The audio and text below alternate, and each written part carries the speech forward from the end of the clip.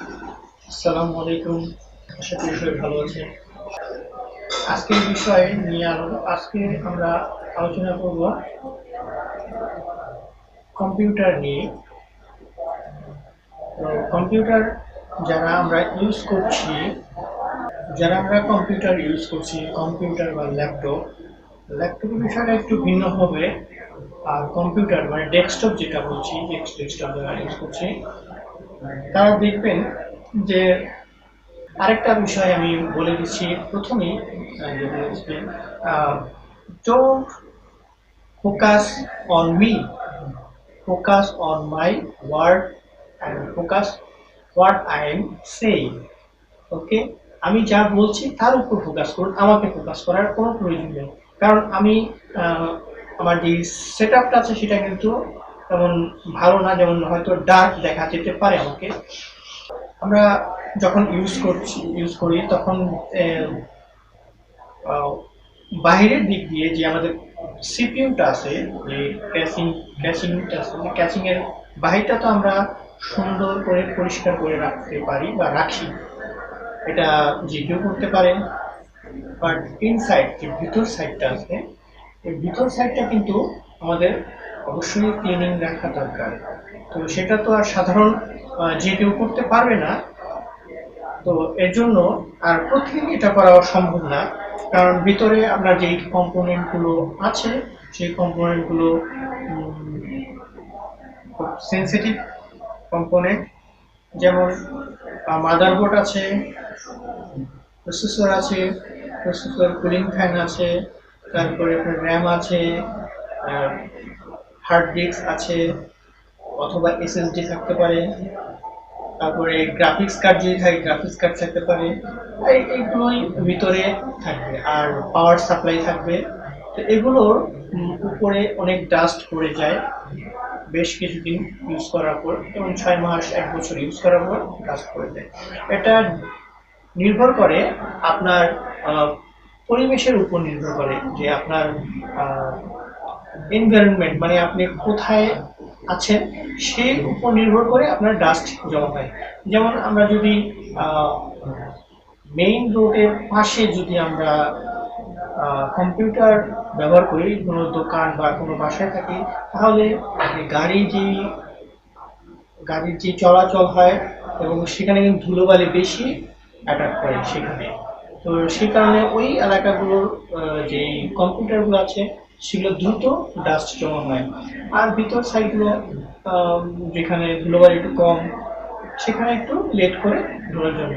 But ধুলোবালি অবশ্যই ভিতরে যাবে, এটা কোনো উপায় নেই রোধ করার। এর জন্য আমাদেরকে অবশ্যই ক্লিনিং রাখতে হবে ভিতর সাইড। তো ক্লিনিং করার জন্য আমরা ব্লুয়ার ইউজ করতে পারি। যারা নর্মাল যারা ইউজার আছে তারা ব্লুয়ার ইউজ করতে পারে। এটা হলো জাস্ট নর্মাল একটি ক্লিনিং প্রসেসিং। বাট নর্মালের পরে আরেকটা আছে ডিপ ক্লিনিং, যেটা সম্পূর্ণ পার্টস গুলো খুলে ভালোভাবে ক্লিনিং করা হয়। সেটা একমাত্র সার্ভিসিং যারা করে বা টেকনিশিয়ান আছে তারাই করতে পারবে। সাধারণ যারা ইউজার আছে তাদের পক্ষে একটু ডিফিকাল্ট হয়ে যাবে, কারণ অনেকেই হয়তো এই পার্টস সম্পর্কে জানে, কোনটা কিভাবে লাগাবে, কোনটা কিভাবে খুলবে, এর জন্য একটু ডিফিকাল্ট হয়ে যায়। সো এই ক্ষেত্রে আপনাদেরকে একটি টেকনিশিয়ান বা আপনি যদি চান তাহলে শিখতে পারেন একটু একটু করে, যে কিভাবে খুলতে হয়, কিভাবে লাগাতে হয়, কিভাবে ক্লিনিং করতে হয়। তো আমি প্রেফার করব যে যদি আপনি পারফেক্ট না হন তাহলে একজন টেকনিশিয়ান দিয়ে ডিপ ক্লিনিং করানো অনেক বেটার। কারণ ডিপ ক্লিনিং করলে আপনার কম্পিউটার যে পারফরমেন্সটা আছে, নতুন পর্যায়ে নতুন অবস্থায় যেরকম আপনি কম্পিউটার কিনেছিলেন নিট অ্যান্ড ক্লিন, ঠিক সেরকম অবস্থায় ফিরে যাবে ডিপ ক্লিনিং এর মাধ্যমে। এর জন্য ডিপ ক্লিনিং না করা প্রয়োজন। এতে হার্ড ডিস্ক, মাদারবোর্ড এবং অন্যান্য যেই কম্পোনেন্টগুলো সেগুলোর লাইফ টাইম একটু বৃদ্ধি পাবে। এখন বলতে পারেন যে কেন বৃদ্ধি পাবে লাইফ টাইম চলার কারণে? কারণ দেখুন, ডাস্টের কারণে আমাদের ম্যাক্সিমাম প্রবলেম ফেস করি। ডাস্টের কারণে অনেক কম্পিউটার নষ্ট হয়ে যায়। এই হলো বিষয়, হলো ডিপ ক্লিনিং এর বিষয় আর নরমাল। তো আমি যা বলছি সেটা একটু প্র্যাকটিক্যালি যারা এই ভিডিওটা দেখছেন এইমাত্র, বা যারা দেখছেন মোবাইলে দেখছেন বা ডেস্কটপে দেখছেন, ল্যাপটপে দেখছেন, যে যেখানেই দেখছেন, তারা আপনার ডিভাইসটা একটু খুলে দেখতে পারেন যে কতটুকু ডাস্ট ভিতরে জমা হয়েছে। জাস্ট দেখার জন্য কিছুই লাগবে না, আপনার যে সাইড যে কভারটা আছে সেটা একটু খুলবেন, খুলেই দেখতে পারবেন যে ভিতরে সিচুয়েশনটা কিরকম। যদি প্রচন্ড ডাস্ট থাকে তাহলে আপনি ব্লুয়ার ইউজ করতে পারেন, আর ডিপ ক্লিনিং করা বেটার। তো এই হলো বিষয়। আরেকটা বিষয় হলো, কম্পিউটার যখন আপনারা ক্রয় করছেন, তো 2 মাস, হাইস্ট 6 থেকে 1 বছরের মাথায় আপনার ডিপ ক্লিনিং করানো খুবই প্রয়োজন। এতে কম্পিউটারের লাইফ টাইম বেড়ে যায়। ল্যাপটপেও কিন্তু ডাস্ট জমা হয়, যেমন ল্যাপটপে যে আমরা অনেক সময় দেখি ল্যাপটপ ওভার হিটিং হয়ে যায়, ঠিক আছে, ওভার হিটিং হয়ে বন্ধ হয়ে যায়। তারপরে তো এই কারণেও আমাদের ওই ডাস্টের কারণেই হয়। যেমন আমাদের কুলিং যে ফ্যানটা আছে মাথার, মানে ল্যাপটপের ভিতরে, সেই কুলিং ফ্যানটা কিন্তু ময়লার কারণে, মানে ডাস্ট হওয়ার কারণে ভালোভাবে এয়ার পাস করতে পারে না, বিধায় আপনার যে প্রসেসর আছে হট হয়ে যাচ্ছে, আর হট হওয়ার কারণে অনেক সময় কম্পিউটার অফ হয়ে যায়। তো এটাও রিজন হতে পারে। তো সেই জন্য ল্যাপটপ তো আর সাধারণ যে কেউ ওপেন করতে পারবে না, মানে সম্ভব না, ওটা একজন টেকনিশিয়ান দিয়ে করানো উচিত। তো ওটাও আপনার 6 মাস 1 বছর পর সার্ভিসিং করা খুবই জরুরি। এখন এখানে আমি বলে রাখছি যে সার্ভিসিং কিন্তু ডিফারেন্ট একটা বিষয়। সার্ভিসিং মানে আমার ভাষা মতে সার্ভিসিং ডিফারেন্ট বিষয়। যেমন অনেকে আমরা মনে করি যে আমার কম্পিউটারটা নষ্ট হয়ে গেছে, আমার সার্ভিসিং সেন্টার সার্ভিস করতে হবে, ঠিক আছে। হ্যাঁ, ওইটা সার্ভিসিং না, ওটা জাস্ট রিপেয়ারিং বলা হয়। কারণ আপনার কম্পিউটার নষ্ট হয়েছে, এটা রিপেয়ার করা প্রয়োজন, এই জন্য রিপেয়ারিং করা দরকার।